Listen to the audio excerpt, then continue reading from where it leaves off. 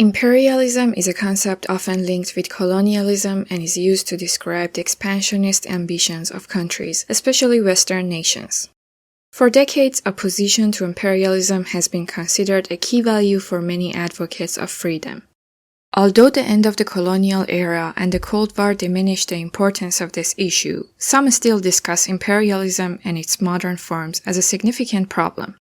In this video, we will try to provide explanations about the concept of imperialism. Stay tuned.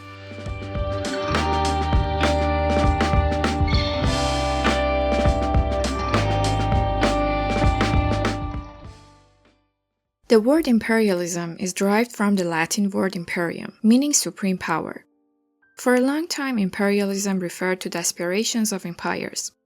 An empire can be thought of as equivalent to a kingdom, with the difference that empires often consisted of several territories, each with its own local rulers, all of which were considered subordinate or under the authority of an empire. In the mid-19th century, Napoleon's actions, particularly his military interventions in other countries to gain political support, led to the characterization of his approach as imperialism. However, the concept of imperialism as it exists today emerged around the 1870s, describing the colonial policies of European powers, especially Britain, and became widely recognized as a negative concept. The Age of Discovery began in the 15th century with the development of seafaring in Europe. During this period, which lasted for several centuries, Europeans sought new lands through maritime exploration. Exploration initially focused on islands near Europe and later expanded to the Americas and the shores of the Indian Ocean. Wherever Europeans set foot, they established centers for themselves and began exploiting resources, from raw material to the subjugation of indigenous people. This practice became known as colonization, and European countries such as Spain, Portugal, England, the Netherlands, and France established numerous colonies, especially across the Americas. In the late 18th century, two major revolutions, one in America and one in France, occurred, inspiring many liberation movements. Particularly influenced by the American Revolution, which was essentially the country's independence from colonial rule, independence movement in Central and South America also began. By the mid-19th century, almost all countries on this continent had achieved independence. But Europeans showed no inclination to end colonialism. Industrialization had increased the need for raw materials, and the capital that flowed into Europe sought new investment opportunities and new consumer markets, thereby seeking greater profits. Until then, Africa had remained relatively untouched. However, Europeans' reluctance to colonize Africa was not due to a lack of desire, but rather their inability to do so. Three major reasons contributed to Europeans' inability. Firstly, specific tropical diseases such as malaria resulted in the deaths of many Europeans who ventured into Africa. Secondly, European transportation and communication systems, which were largely based on horseback, were unsuitable for Africa's climate. And the last and perhaps most important reason was the resistance of African people to invaders. These factors led to a situation where by 1870, only approximately 10% of Africa, primarily its coastal regions, fell under European colonial control. Technological progress provided crucial assistance to the colonizers. Discoveries of medicines for many diseases in those regions, the use of steamships and railways for transportation, telegraphs for communication, and invention of automatic weapons like the Maxim gun gave Europeans the upper hand and intensified their advance in Africa. As a result, within 40 years, over 90% of Africa fell under European colonial rule, and only Ethiopia and Liberia remained somewhat independent. During this period, the concept of imperialism emerged in its modern form to describe the new colonial era. In imperialism, European states sought to impose their dominance over colonies in three ways. Firstly, politically, colonialists took political control of the destination lands and appointed governments and rulers there, usually achieved through military invasion and occupation. Secondly, economically, Europeans exploited all the economies of the colonized countries for their benefit, disregarding the interests of the host country and seeking only maximum exploitation for themselves.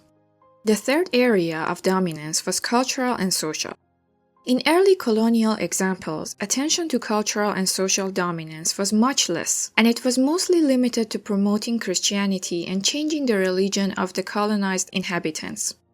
As time passed, Europeans grew increasingly committed to imposing their culture and values upon the target countries, ranging from enforcing their languages to advocating for their fashion trends. Therefore, considering the explanations provided, it can be said that imperialism refers to the policies of a state beyond its border to gain dominance and control over a geographical area politically, economically, and socially.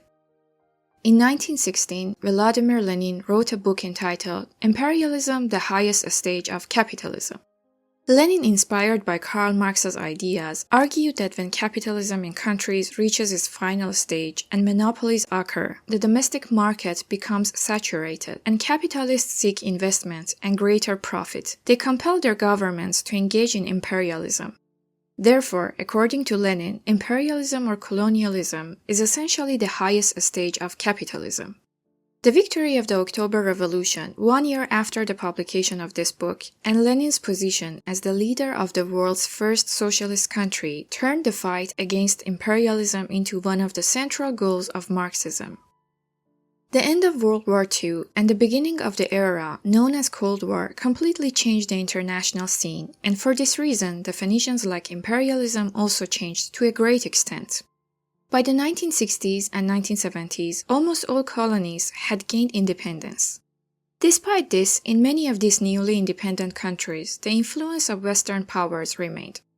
On the one hand, the structures existing in these countries were created by colonizers, and on the other hand, the elites who particularly took powers were those who had been trained by colonizers, and for this reason they often felt more sympathy with Western powers than with their own country. In this era, which became known as Neo-Imperialism or Neo-Colonialism, although the physical and military presence of colonizers had disappeared, the politics and economy of newly independent countries remained largely in the service of colonizers.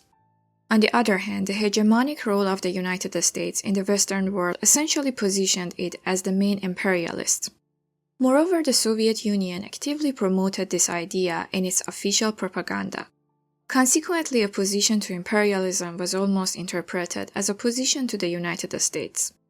The term social imperialism also existed at that time, but it was less noticed.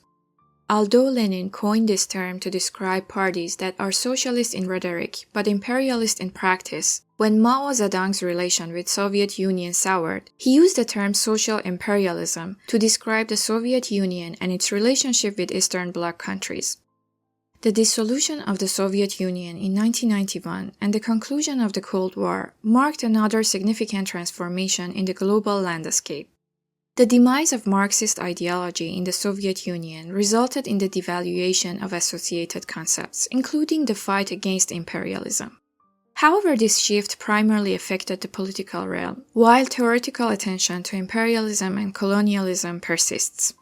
These discussions fall under the umbrella of post-colonialism, championed by figures like Michel Foucault and Edward Said, who argued that colonial structures endure, particularly in cultural and social domains. A recent area of interest for some scholars studying imperialism is the effort of major powers to establish cultural hegemony and replace local values with their own. For instance, proponents of this perspective view Hollywood as a vehicle for disseminating American values worldwide, thereby expanding its influence and facilitating the pursuit of its interests. Some argue that imperialism, particularly economic imperialism, endures.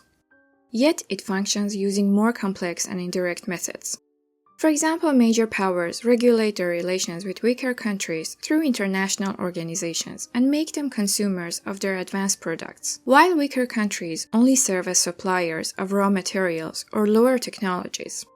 We could delve deeper into this discussion, exploring more examples and variations, but we feel this provides an adequate overview for now. This was a brief overview of imperialism. If you found this content informative, please like it and subscribe to our channel. We'd love to hear from you, so feel free to share your thoughts, comments, and ideas for future topics in the comment section.